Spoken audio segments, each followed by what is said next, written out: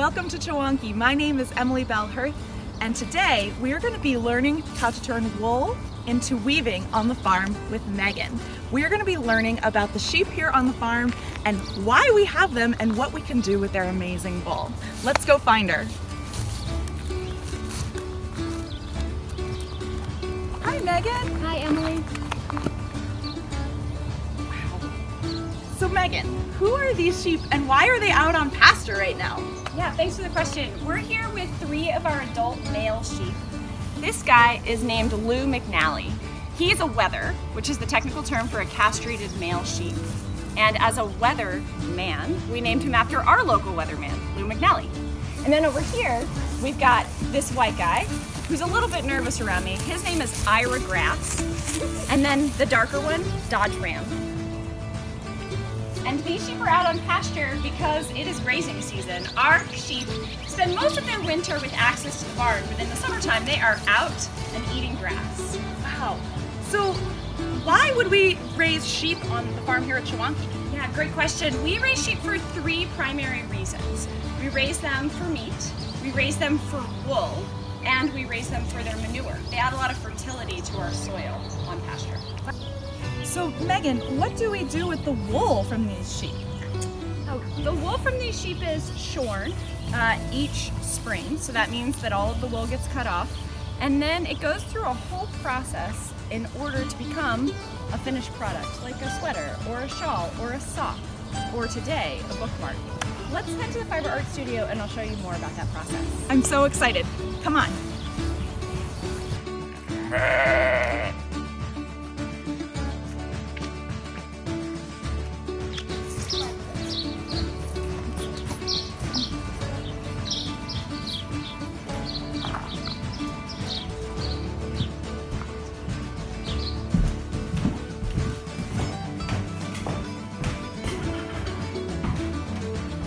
So, Megan, you were going to tell us how we take the wool that comes off the sheep and turn something beautiful out of it. That's exactly right. So when you do cut wool off your sheep, it's going to look really kinky, it's going to be greasy with this stuff called lanolin that helps to protect and waterproof the sheep's coat. So it will look something like this, and the first thing that we do is called skirting. Skirting is simply the process of laying out that freshly shorn fleece and taking out the dirty parts, the parts that you don't want to send away for spinning. Once you've got clean wool, you can do all of these next steps here at Chewonki, but you could also send them away to a spinnery. We use a spinnery that's in northern Maine. At that spinnery, the next step is that they're going to take this kinky wool and they're going to card it. So these carders are pretty pokey, they're like little combs, and you would put the wool on them. And again, you could do this by hand, or there could be a large machine that does it. And you comb it so that all of the wool lies in the same direction. It gets really nice and fluffy, a little bit like a cloud, and it ends up looking like this, and it is called roving. Wow. Yeah, super beautiful. Once you've got roving, you can spin your wool. So spinning can happen in a number of different ways. You could use a very simple drop spindle to make yarn, or you could use a more traditional spinning wheel to make yarn. You can make yarn in a variety of sizes. You could make it super chunky or super fine. You could combine multiple colors. You could also use a range of plants or chemicals to turn it any number of colors. Wow. Yeah. So we're in this amazing room and it seems like everything in here has to do with like wool and fiber. Yes, this is the Chewonki Fiber Art Studio. And we've got this front loom room and a back classroom space that we use throughout the year with participants in order to do this process that I was just talking about. Awesome. What are some of the products that you can make with this wool once you've spun it? Yeah, I'm so glad that you asked. So you could knit with finished yarn or crochet. I know that you're a big knitter. I love to knit. Yes, I do too. You could also weave, and that's what we're going to be doing today. We're going to be using these very simple looms to weave a finished product. And that finished product might be as big as a coaster. Wow. Or it might be as small as a bookmark or bracelet. Awesome. Yeah, super exciting. There are also larger and different kinds of looms that you could use. and I'll show you an example of weaving on a floor loom. Oh, I'm so excited. So this is a floor loom. Wow, what are all of those petals and pieces? There's a lot going on here. The most basic thing that you need to know with weaving is that in a finished weaving project, there are two different types of threads. There's the warp thread and the weft thread. Okay, warp and weft. Yes, it's true. Okay, so the warp threads go up and down. Okay. The weft threads go side to side. So sometimes I play this game. I'm gonna say, Megan the farmer says warp, and if I say warp, you have to go up and down. Great. Okay, and if I say, Megan the farmer says weft, you have to go side to side. Ready? Okay, I can do it. Okay, Megan the farmer says warp, warp, warp. Megan the farmer says weft. Yes, okay, you got it. So the ups and downs are the warp, and the side to sides are the weft. The warp is already on this loom, and the petals that you asked about down below help to lift up different warp threads. Oh. So that I can take this, which will be our weft thread, and I can push it through the loom, and it's going to go over, under, over, under, over, under, over, under. All right, so I have this loom set up that when I step on this petal, every other warp thread goes up, and when I step on the petal next door, all of the warp threads that were down the last time go up this time. They switch. Yes. Yeah, so it's going to go over, under, over, under, over, under. Let's see what pattern it makes. It'll take me just a moment to get started. All right, you'll notice that every time that I send my shuttle through, I do something called beading. And in a few minutes, you and I are going to do a little weaving on a smaller loom, and we're going to also have to beat our finished product. Awesome. Okay. So I'm just going to weave for a few moments here, and then we'll check out this pattern.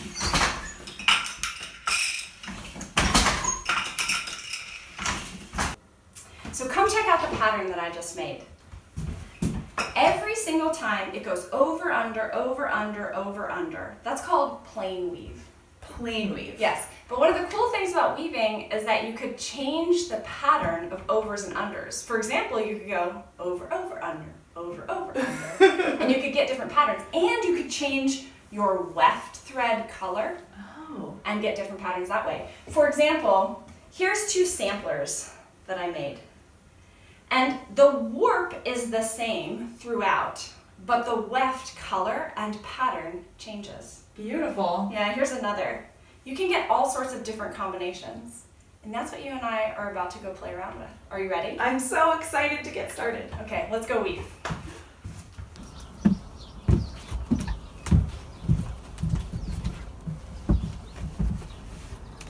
All right, Emily, we found ourselves a cozy spot for weaving. You ready? Nice, great. Here's what we're going to make.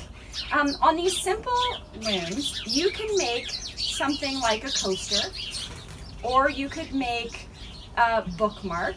This one uses all sorts of natural materials that I harvested from our pastures just yesterday. Or you could make something like a bracelet. Wow, and is that ribbon? Yes, exactly. One of the things that's fun about weaving is that you can use anything really in your weaving. You could integrate natural materials like grass or sticks. You could integrate ribbon or string from around the house. Or you could have more traditional choices like yarn. Wonderful. All right, ready to get started? I would love to get started. Okay, you're going to need a few basic materials to get started. Okay. Let me talk you through. If you have a Chewonki notched loom like this, you'll want that. If not, you can make your own version of this at home very simply. You could cut out a piece of cardboard and using scissors very carefully cut notches, little slices in the top and the bottom. Oh, simple. Yes, very simple. Another way that you could make a simple loom like this at home is by taking an old picture frame and putting nails across the top and nails across the bottom. So any of those three options, a Chewonki notched loom, a homemade cardboard loom, or a frame loom are great options. Wonderful. Okay, so you're going to need that. You're going to need some warp thread. Do you remember? Does warp go up and down? Warp. Yes, warp goes up and down. Okay, you're going to need some warp thread. Great. So you might have a miniature skein of that. Got it. The most important thing when you're choosing warp thread is just to give it a good tug and make sure that it doesn't break. If it breaks, it's not going to be great warp thread. Okay. Seems strong. So you've got warp thread, and then there's a few optional materials. It's easier to weave on one of these looms if you have a small darning needle, but I'm going to show you a trick for how to do this at home if you don't have a darning needle. Great. Okay, so the darning needle, another optional material is a fork, which we'll talk about in a few moments. Can you even imagine what this is for? Just for No, you're not going to eat the okay. loom. No. Okay, you're also, of course, going to need some weft, side to side. Side to side. Yes, some weft thread. And it's helpful to have a pair of scissors and some painter's tape or masking tape. I prefer painter's tape because it doesn't leave a sticky residue on my loom, but if masking tape is what you've got, that's totally fine. Awesome. All right, we're ready to dive in. Yeah, what do we Okay. do first? The first thing that you're going to do is take your notched loom and your skein of warp thread. Okay, so you need to just make sure that this is untied so that you can pull it out. Okay. This. The thing that you need to do next is tie a loop at the end, and it can be any kind of knot. It just has to be one that stays. So you could wrap it around your finger and tie a knot, you could wrap it around a pencil and tie a knot, or you could just simply tie a little loop with no help. It can be any size loop, but something like that. Great job, Emily. All right, so this is going to loop on my bottom and leftmost notch, like so. Excellent. We're going to go up the back of the loom first and then come down the front. You've got it. This is a decision point. How wide do you want your weaving project to be? If you're going to make something like a coaster, you'll probably want to warp the whole of your loom. But if you want to make something like a bracelet or a bookmark, you want to warp a thin part. What's your preference, Emily? I think I'd like a bookmark. I've been doing a lot of reading these last couple months. Great. Okay, so I was thinking that I might play around with something wider, so I'm going to warp more. Great. Okay, the most important thing at this step, you have to have an even number of warp threads across the front. Okay. Okay, so if you're doing a bookmark, I would recommend 6 warp threads across the front. If you're doing something wider like a coaster, maybe you're going to get to 12, 14, or 16. So we're always going to go up the back and down the front, and up the back and down the front. You might be wondering, how tight should I pull it? Yeah. You don't want to pull it so tight that you break your yarn, but you do want it to be tight enough that it's not going to slip off of your notches. So I have my 6 warp threads down the front. Is this what I needed to do? That's exactly right. Perfect. Okay, you just hold on one moment. I'm going to finish warping my coaster, and then we'll check in. Yay. All right, regardless of whether you've made a wide warp or a narrow warp, you have to have an even number. So tell me again, how many do you have? I have 6. Okay, and I have 14, so we're good. They're both even numbers. You're going to finish by going up the back. So if you were to count the front, you're going to have 1 more on the back than you do on the front of the loom. I see. Okay, is that true for you? It is. Okay, so you're at the very top. Yes. Now what you're going to do is go around this notch and just bring it so that it sort of just hangs. I'm just holding it there with my thumb. Okay. Okay, this is where the tape comes in really handy.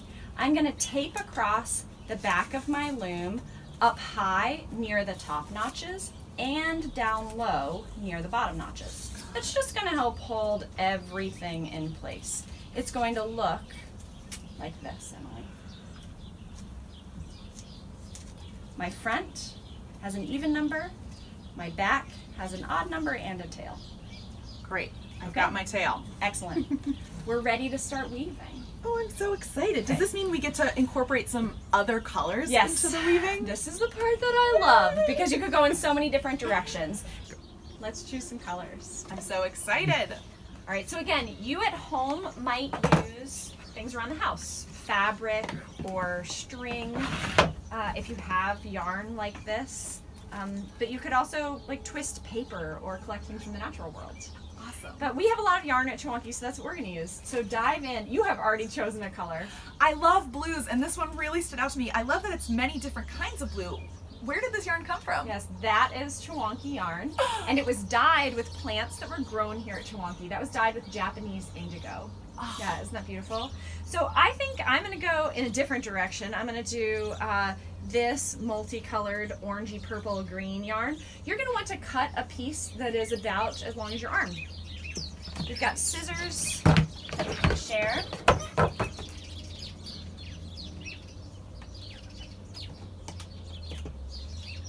All right, so here's where your darning needle comes in.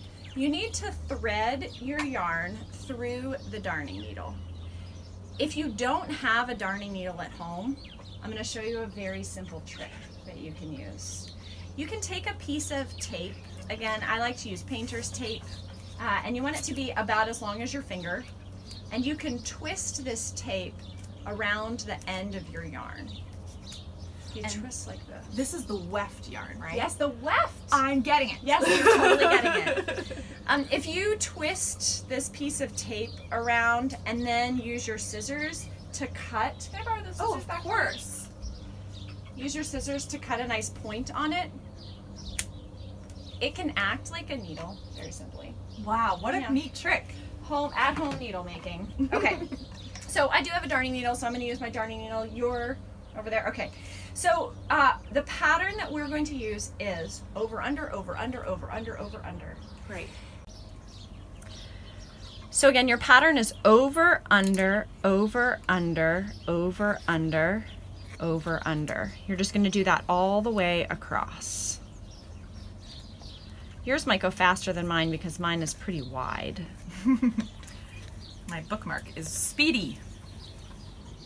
You have two choices when you get to this point, Emily. You can either leave a tail out the side, which is totally fine, or you could tie that tail of weft around your first warp thread. Oh, I see. So securing it in place so it won't fall out. Exactly.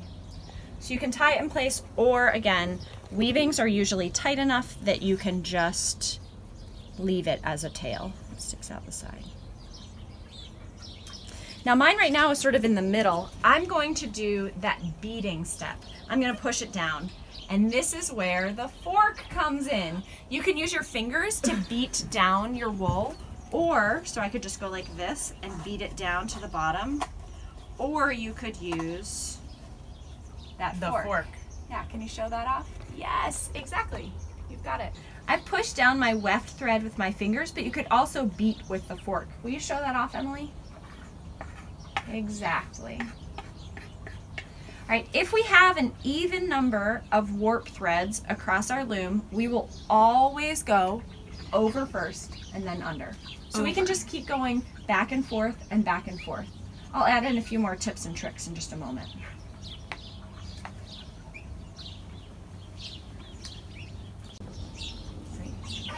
So I've gotten to the end of this first weft thread, and I have a decision to make. I could choose to do more of the same color, or I could choose to change colors in this moment. I'm going to go ahead and change colors, and I'm going to use this as an opportunity to show you how to change colors or what to do when you run out. So when you get too short to go all the way back through, you are going to weave it partway, over, under, over, under, over, under, as far as you can, and you're going to pull that through.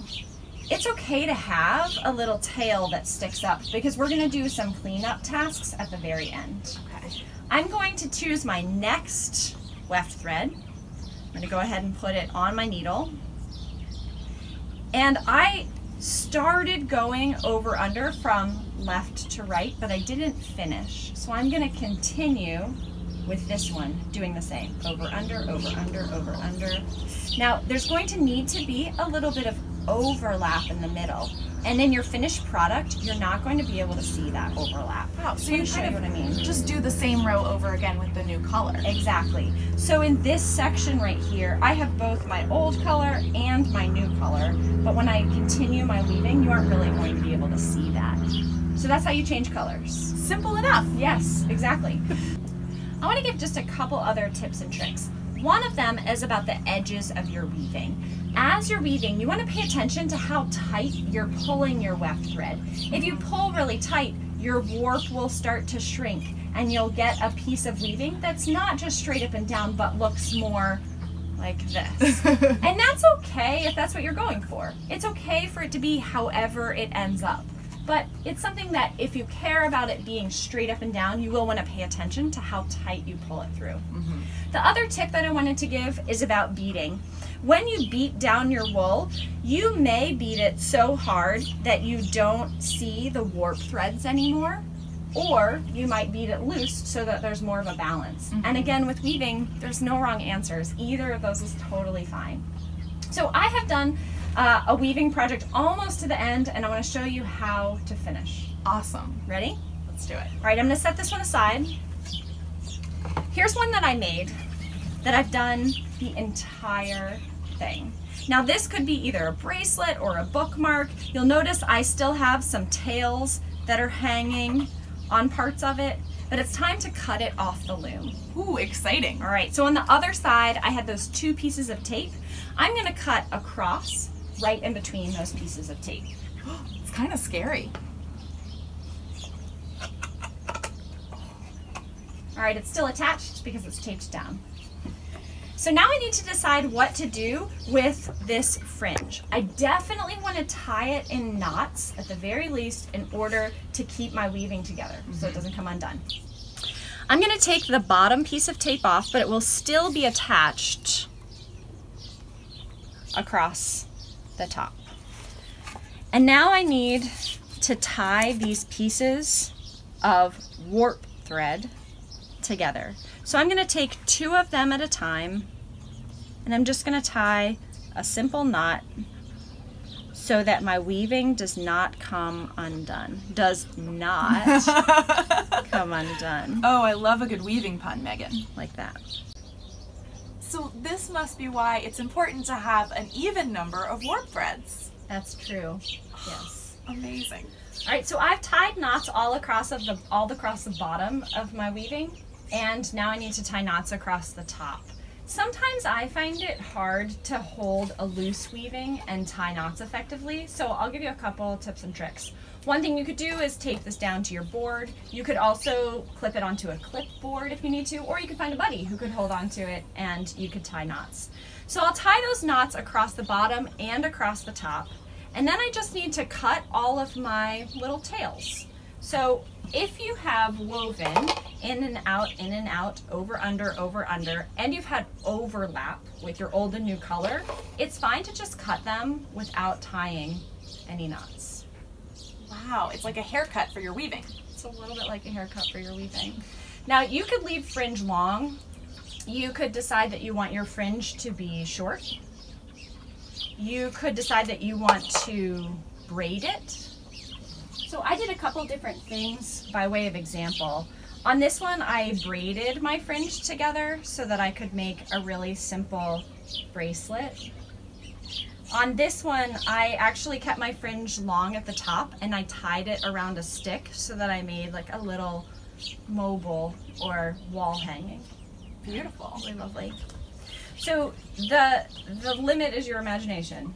You could do anything to finish off these weavings. Once you finish off your weaving, what do you think folks should do? Oh, we really want to see what you come up with.